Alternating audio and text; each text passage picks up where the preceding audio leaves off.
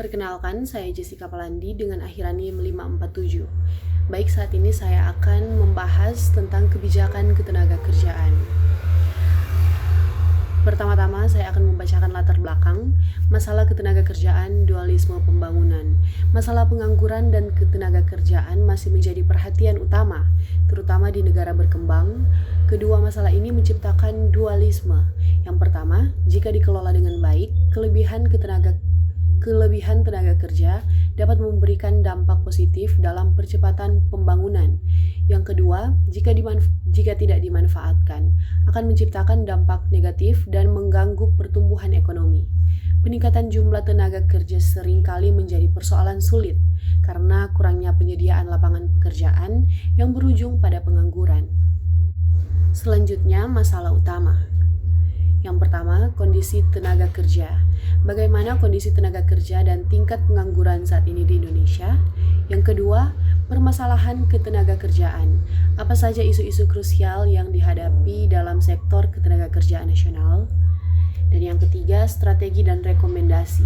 Apa strategi dan rekomendasi kebijakan yang efektif untuk perbaikan? Kondisi tenaga kerja di Indonesia. Tenaga kerja didefinisikan sebagai penduduk usia 15 sampai dengan 65 tahun yang siap bekerja. Undang-Undang Nomor 13 Tahun 2003, kinerja ketenagakerjaan di Indonesia termasuk yang terkuat di Asia Timur Pasifik, didukung pertumbuhan ekonomi dan sektor jasa yang pesat. Tenaga kerja terdidik memerlukan jenjang pendidikan tinggi. Tenaga kerja terlatih memerlukan pelatihan dan pengalaman. Tidak terdidik dan terlatih tidak memerlukan pendidikan atau pelatihan khusus. Namun dari sisi penawaran, daya saing tenaga kerja di Indonesia sangat rendah, terutama dilihat dari tingkat pendidikan dan kesesuaian keahlian. Adapun beberapa akar masalah yang saya dapatkan, yaitu yang pertama, industri padat karya. Kondisi ini menarik investor industri manufaktur padat karya yang mengandalkan upah murah dan pasokan tenaga kerja melimpah. Yang kedua, industri tanpa kaki. Jenis industri ini rentan relokasi ke negara dengan upah lebih kecil dan peraturan yang longgar, menyebabkan jutaan buruh kehilangan pekerjaan. Selanjutnya, hambatan pasar tenaga kerja. Menciptakan pasar tenaga kerja yang sehat terhambat oleh beberapa faktor utama, terutama dalam kemudahan berbisnis. Prosedur perizinan yang sulit, prosedur yang panjang, biaya yang mahal, dan waktu pengurusan yang lama menghambat penciptaan lapangan kerja berkualitas. Peringkat kemudahan berusaha. Hingga 2014, Indonesia menduduki urutan ke-120 dari 189 negara dalam laporan The Ease of Doing Business. Hubungan industrial, perselisihan sering terjadi akibat pemutusan hubungan kerja atau PHK yang tidak sesuai dengan hak-hak pekerja. Hubungan industrial yang harmonis berdasarkan Pancasila dan Undang-Undang Dasar 1945 sangat penting. Kebijakan perlindungan. Pekerja kontrak seringkali menciptakan ketidaksesuaian hak kerja, praktik hingga 3 tingkatan, berdampak pada upah yang sangat rendah. PHK dan pesangon. Kelakuan kebijakan PHK membuat perusahaan menyatakan bangkrut untuk menghindari pembayaran pesangon besar, menghambat minat investor baru. Upah minimum. Kenaikan upah minimum membebani pengusaha dan menurunkan daya saing, terutama di industri padat karya, diperparah oleh tingginya inflasi. Selanjutnya, aspek kelembagaan. Lulusan tidak terserap. Lembaga pendidikan kurang memperhatikan kebutuhan pasar, berorientasi pada kualitas umum bukan keahlian spesifik.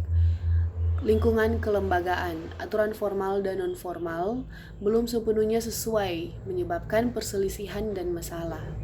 Pelatihan tidak relevan, program pelatihan kerja daerah seringkali tidak optimal dan tidak relevan dengan kebutuhan dunia usaha, terutama UMKM.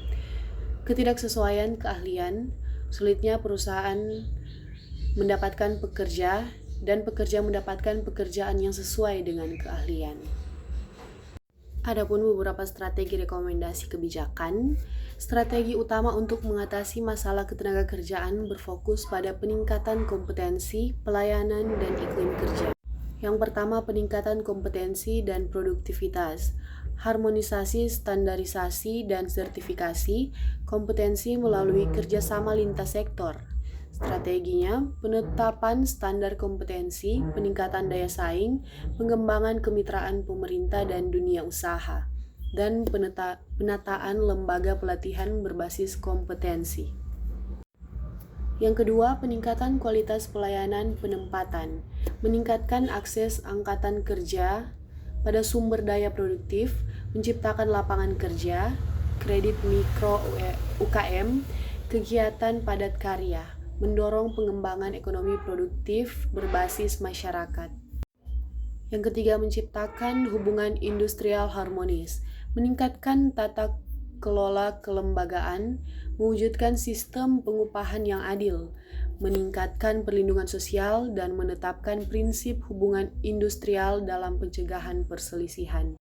Yang keempat, peningkatan perlindungan tenaga kerja, mengembangkan sistem pengawasan ketenagakerjaan, meningkatkan kualitas teknik pemeriksaan, norma kerja, dan K3, serta meningkatkan kualitas penerapan norma kerja dan jam sostek. Kita masuk dalam kesimpulan dan saran. Peran sentral pemerintah. Pemerintah memiliki peran vital dalam menyusun dan memonitor pelaksanaan peraturan ketenagakerjaan. Diperlukan pendirian pusat latihan kerja untuk membekali masyarakat dengan keterampilan yang layak. Pemerintah harus mengeluarkan kebijakan-kebijakan ketenagakerjaan yang memberikan solusi konkret agar tingkat pengangguran tidak semakin tinggi demi peningkatan kesejahteraan masyarakat.